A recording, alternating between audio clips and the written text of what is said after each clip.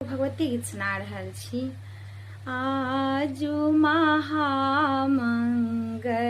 मिथिला में घर घर आनंद हे जननी। आजु महामंगल मिथिला में घर घर आनंद हे जननी।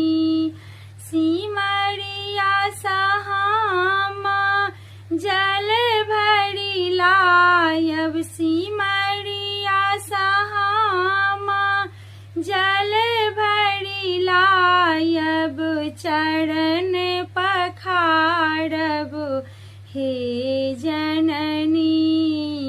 आजु महामंगल मिथिला में घर घर आनंद हे जननी।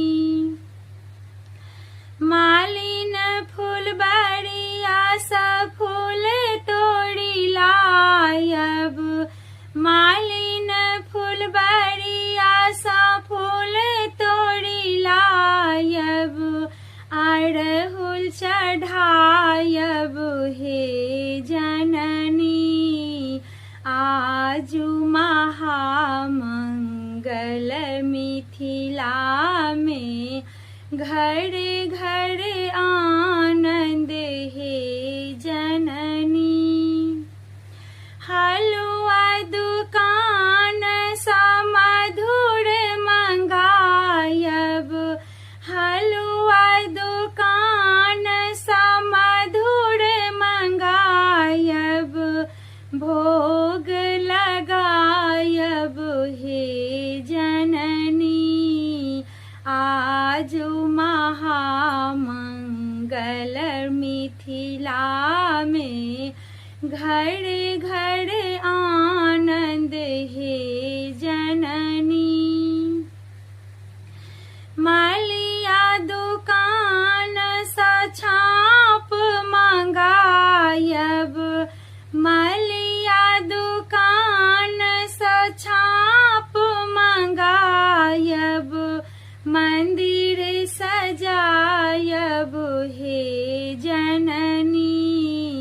आजु महामंगल मिथिला में घर घर आनंद हे जननी। पटवा दुकान सा आचरी मंगायब, पटवा दुकान सा आचरी मंगायब, सोना रूपा घुंघरू लगायब हे जननी।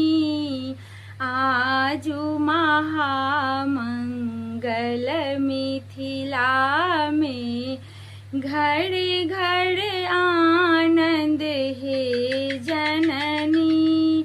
बानिया दुकान साधु पदी मंगायब, बानिया दुकान सा धूपदी मंगायब, आरती उतारब हे जननी।